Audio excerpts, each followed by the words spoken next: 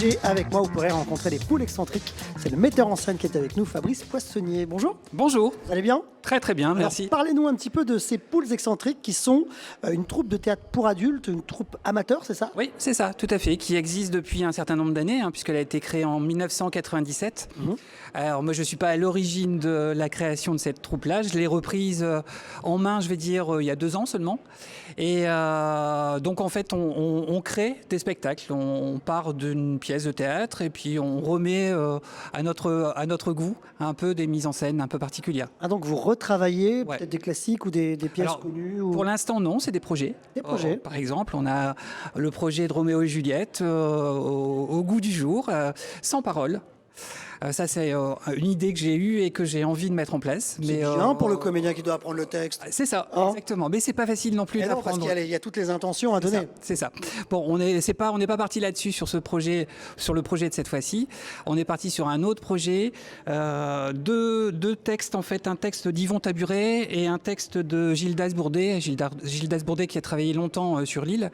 Et donc voilà, c'est bienvenue dans l'immeuble. Ce sont des voisins et il y a des interactions entre les voisins d'un même immeuble.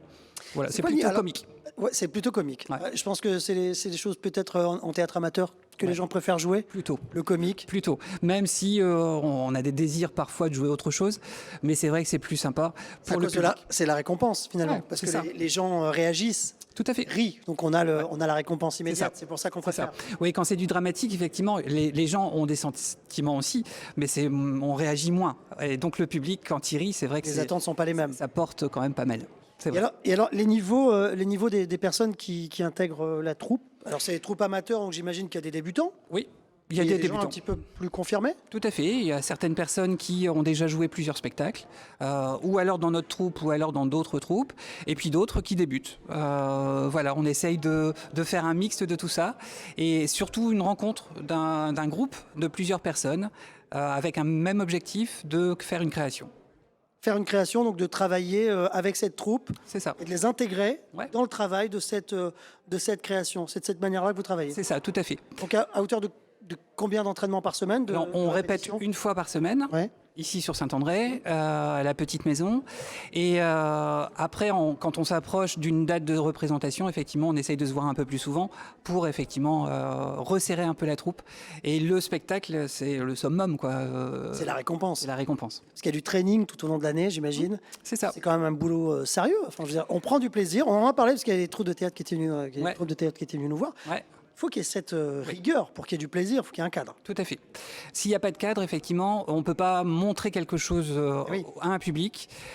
Donc la fierté, c'est aussi de faire quelque chose de correct, de propre, mais aussi en s'amusant. Parce que ça aussi, c'est important. C'est du théâtre amateur et on est là pour s'amuser aussi.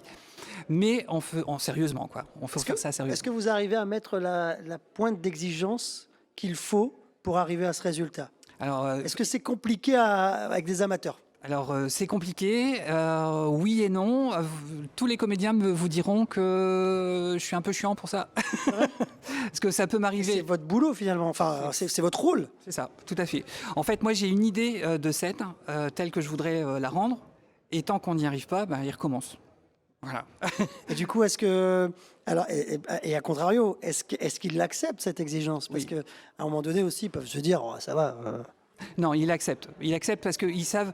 Là, on a eu une année de travail sur le précédent spectacle. Une année de travail, on a joué 3 fois. Et les 3 fois, ça a été un succès, franchement. Et ça, c'est la meilleure des récompenses. Ah oui, parce qu'il y a le public qui immédiatement Tout à fait. vous récompense. Après, j'imagine que les raisons qui amènent vos comédiens amateurs à faire du théâtre, elles sont diverses. Oui. Oui. Alors, tous ont un désir au départ, c'est de raconter une histoire.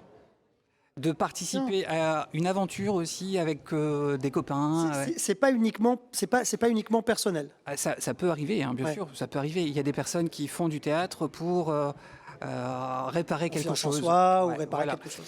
Mais c'est pas eux qui restent jusqu'au bout et qui vont faire un travail. C'est pas le même boulot, quoi.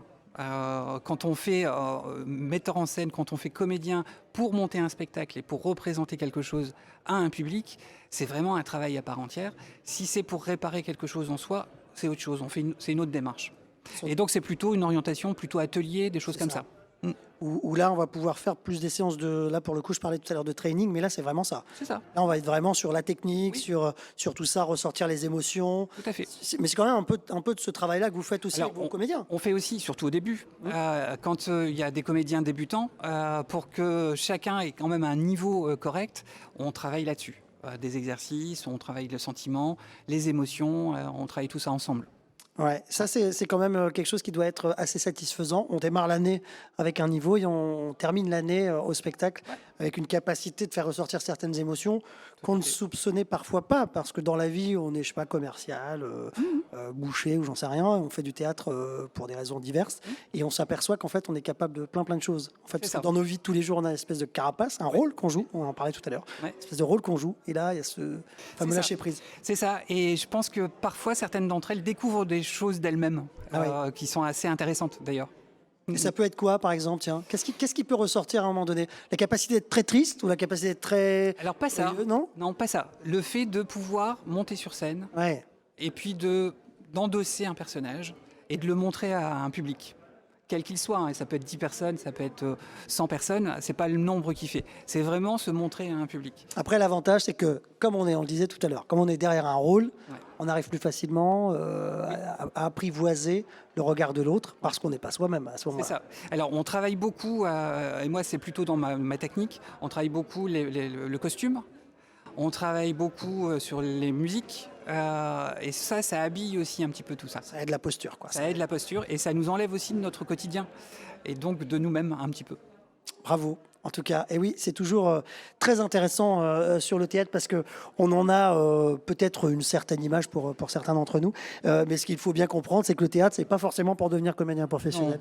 Et d'ailleurs, dans une grande partie des cas, ce sont des gens qui le font vraiment de manière amatrice, Tout à fait. pour le plaisir chaque jour de se dire tiens, je finis mon boulot et je vais me détendre un petit peu. C'est ça, c'est ça. C'est un petit peu de travail parce que ça a une certaine exigence, vous en parliez tout à l'heure, mais évidemment, il y a aussi cette notion de cette satisfaction qu'on peut en tirer. Mais je pense que de toute façon, quand on est engagé dans n'importe quelle association, il faut s'engager un minimum, sinon ça n'a pas beaucoup de sens. Quoi.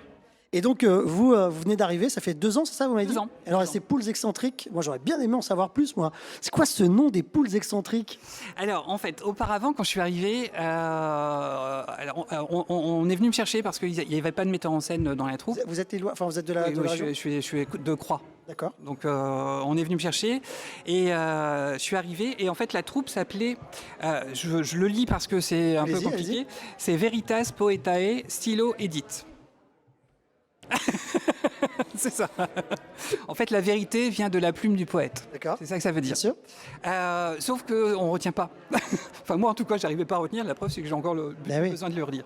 Donc tout de suite j'ai expliqué, on va essayer de trouver un autre nom de troupe. Et puis c'est difficile de trouver un nom de troupe. Hein. Et parce que moi ça fait longtemps que je fais du théâtre, ça fait plus de 30 ans, j'ai des amis, j'ai notamment un très bon ami qui a lui une troupe de théâtre qui s'appelle les Moutons Neurasthéniques. Et puis on s'est vu lui et moi un jour et on s'est dit tiens ça serait bien. Tourneur asthénique. C'est ça. Et je vois arriver le truc. Voilà le truc. Et faire un projet ensemble, les 2 troupes ensemble, pourquoi pas, ça pourrait être intéressant. Et du coup, l'idée nous est venue que ça pourrait être le tenant de Moutons Neurasthéniques. Les poules excentriques. Et voilà. À retrouver à Saint-André. C'est ça, exactement. Merci beaucoup, ça a été un plaisir d'échanger avec vous.